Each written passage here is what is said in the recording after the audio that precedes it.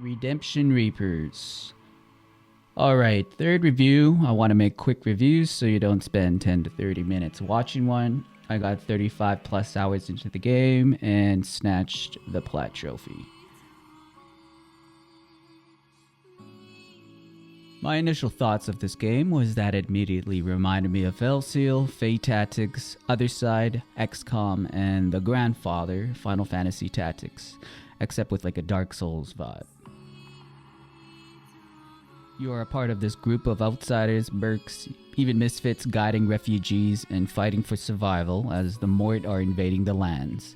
Similar to the Lord of the Rings, fighting against orcs, goblins, spellcasters, etc., except these monsters are referred to as the Mort. The story is generic, but it's fine as a war tale, as a lot of these tactic games always have a huge war plot going on. The main characters themselves are riveting. Their view on the world war reflects who they are and their beliefs. My favorite had to be Sarah and Glenn, a woman who couldn't save those she loved and a disgraced knight, both looking for redemption. And they are the mains that you start with, the main frontliner and DPS. It gets really good at the end. It's a bit of a slow burn, but it really starts hitting. I guess every story's like that. Like all tactical RPG games, you got your chess pieces and a chessboard. You got your frontliners, damage dealers, and healers. Each character is their own class, so no real class changing sub-jobs, so you get a limited roster, kinda like Expedition 33. Upgrading, grinding are fairly straightforward. The more you invest time, the stronger you get, and that is pretty much the gameplay loop for all RPGs. But to get to those upgrades to max level, like Evasion, where you become essentially untouchable, is so satisfying. The weapon system makes you think ahead about which weapons to use for each attack. Because some weapons do more DPS but have low durability, you have a limited use till you have to repair it. Kinda similar to Monster Hunter. You gotta plan ahead a bit because repairs can get pretty expensive late game. The AI allies are its own player. They can be helpful or just in a way, and you can't chain attack with them as well. It's weird. It's just a nuance of the game, I guess. There are collectibles throughout each stage, so you gotta work around each new fight to reach them for bonuses. There are difficulty spikes throughout the game, so you're guaranteed gonna need to grind. And the maps are huge, and some fights can last up to an hour, which is hella long if you ask me. My favorite character has to be the ninja Sarah. Her evasion is pretty OP, I learned while I was playing. So I took advantage and it was hella fun ganking half the enemy's team every chance with small risk since she can dodge like nothing. She was pretty much Goku on the field at one point. Gotta love exploiting game devs' oversight. The cutscenes were good, but at times the frame rate dropped and it was pretty obvious, but the in-game graphics worked out well for the aesthetic. The monsters had a Dark Souls Elden Ring design to them, I thought. A lot of variety with character and monster designs, and you can see the different weapon designs as you go through them. Each area has their own color palette or filter to them. It builds the atmosphere, gives off a kind of post-war despair impression. The sound design and music were really good. The menu music reminds me a lot of what you might hear on Nier Automata or even Stellar Blade.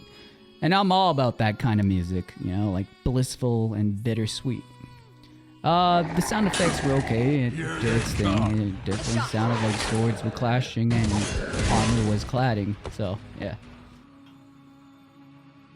But the most important part, identifying and criticizing the cons. Right off the bat, I noticed the voices did not match up with the character's face during cutscenes. Efforts on the Mort.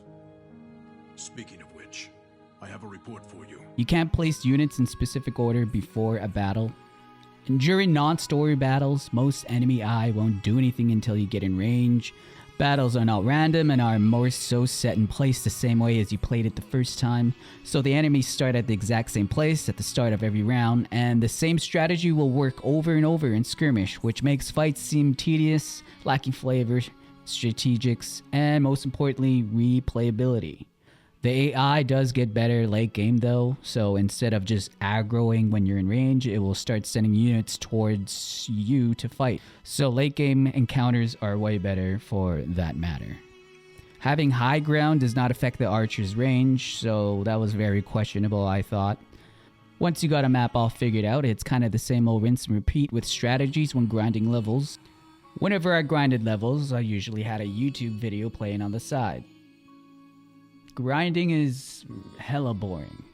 I can't stand behind grinding, but you have to do it. Also, with that in mind, to be honest, there's only a handful of skills to grind, so whenever your character dies in battle, you can't resurrect him. So I always thought that was weird because in all the other tactical RPG games, you can do that. They just dip out, so I don't know, I thought that was kind of There is lots of reading exposition and lore. It can be a bit much for some. I know I kind of got tired of reading at the end of the game because it's a lot of reading, so all in all, in conclusion and nitpicking aside, the game's good but leaves you desiring for more, as the game does come up short in some strategic and gameplay aspects that could have really enhanced the game to feel more like the complete package. I wanted to check this game out, and I did. I would give it a 7.0.